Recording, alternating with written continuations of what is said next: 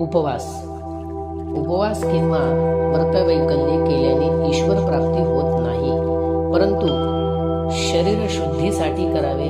शरीर शुद्धी होते व मानसिक समाधानही मिळते.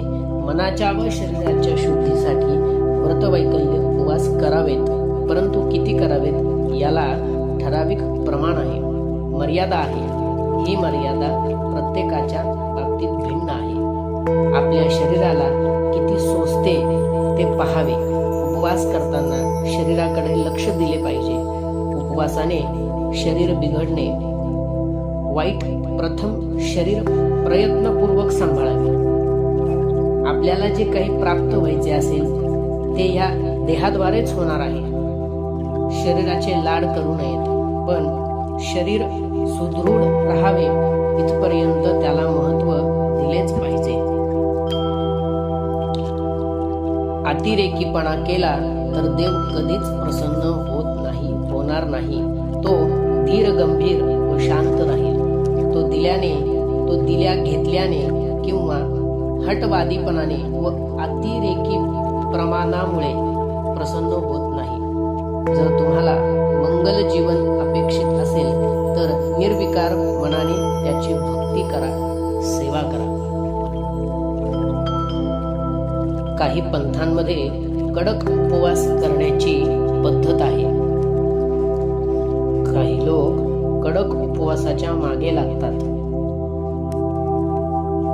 निरोगी व्यक्तीनेच फक्त उपवास करावा. ज्याला काही रोग झाला असेल त्याला उपवासाचा काहीही फायदा मिळत नाही.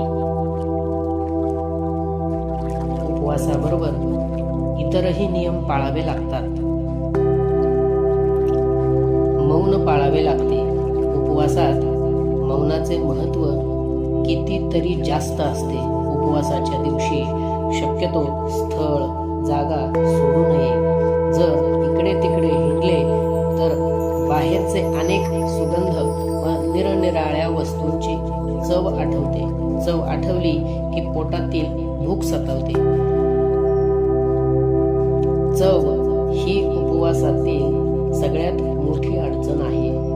उपवासाचे काय महत्त्व आहे त्या त्या धर्मपंथातील गुरु आपल्या भक्तांना विशद करून सांगत नाहीत, म्हणून त्यांचे भक्त नेहमी अंधारातच राहतात. काही लोक देवांचे समजून वारांचे उपवास करतात. काही लोक व्रताचे उपवास करतात, परंतु या दोन्ही उपवासांच्या उद्देशामध्ये पुष्कळसा फरक आहे. केवळ वारांचे उपवास करणे याला जास्त महत्त्व नाही. वारांचे उपवास हे देवदेवतांचे उपवास नसून ते ग्रहांचे उपवास असतात. हे पुष्कळांना माहीत नसते. उपवास मोडला किंवा खंड पडला तरी चालते, त्यामुळे विशेष नुकसान होत नाही. काही लोक स्वतःहून मंगळवार, शनिवार या दिवशी उपवास करतात. उपवास मोडला तर त्यांना दुःख होते, ते हळहळतात. या गोष्टीला जास्त महत्त्व देऊ नये. वारांचे उपवास करावयास जर कोणा सत्पुरुषांचे किंवा गुरूंनी सांगितले असेल तरच त्याची विशेष काळजी घ्यावी. कारण गुरूंनी जर उपवास करावयास सांगितले असेल तर त्यांनी काही विशिष्ट हेतू नजरेसमोर ठेवूनच त्या भक्तांची विशेष प्रगती घडवून आणण्याकरिताच सांगितलेले असते. अशा वेळी खंड करू नये व शक्यतो उपवास मोडू नये. ह्यापेक्षा चांगल्या परिणामांची आवश्यकता असेल तर व्रत करावे. जेव्हा गुरु किंवा सत्पुरुष विशिष्ट हेतू नजरेसमोर ठेवून भक्ताला व्रत करावयास सांगतात तेव्हा त्याचे परिणाम निश्चितच चांगले होतात. ज्या दिवशी उपवास करावा असे सांगितले असेल त्या दिवशी संध्याकाळी किंवा सकाळी यापैकी एकदाच भोजन करावे. मध्ये काहीही खाऊ नये. उपवास कशासाठी केला हे लक्षात घेऊन देवाचे सतत स्मरण ठेवावे. सोमवार किंवा प्रदोष ही व्रते आहेत, हे साधे उपवास नाहीत. व्रत आचरताना शास्त्रात दिलेल्या नियमांचे पालन करावे लागते, म्हणजे प्रगती झपाट्याने होते.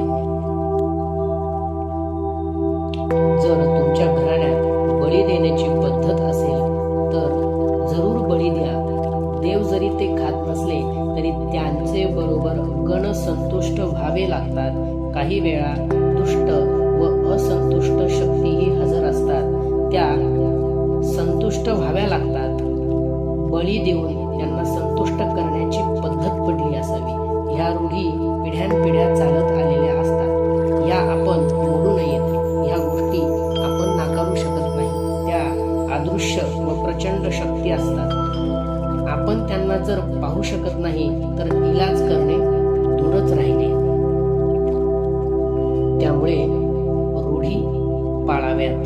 काही दैत्य प्रवृत्ती अमावस्येच्या दिवशी बरोबर त्या जागेवर तिथे हजर राहतात व नारळ फोडल्याने त्या संतुष्ट होतात. साधू, संत, सत्पुरुष, ब्राह्मण ज्या दिवशी आपल्या वास्तूमध्ये येतात, घरात येतात, त्या दिवशी अमावस्येच्या दिवशी त्या वास्तूत प्रवेश केला तेव्हा त्यातील दुष्ट शक्ती तात्पुरत्या बाजूला निघून गेलेल्या असतात. अमावस्या किंवा पौर्णिमा या दिवशी नेमके काही ना काहीतरी नुकसान घडते. अमावस्येलाच एखादी मशीन बंद पडते किंवा कामगारांना लागते.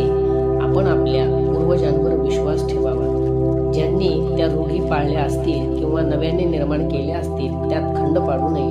त्या रूढींवर टीका करू नये, नाहीतर त्यापासून आपल्याला फार त्रास होण्याची शक्यता असते. सद्गुरूंच्या मार्गदर्शनाप्रमाणे आपली वर्तवणूक ठेवावी, म्हणजे आपली प्रगती झपाट्याने होते.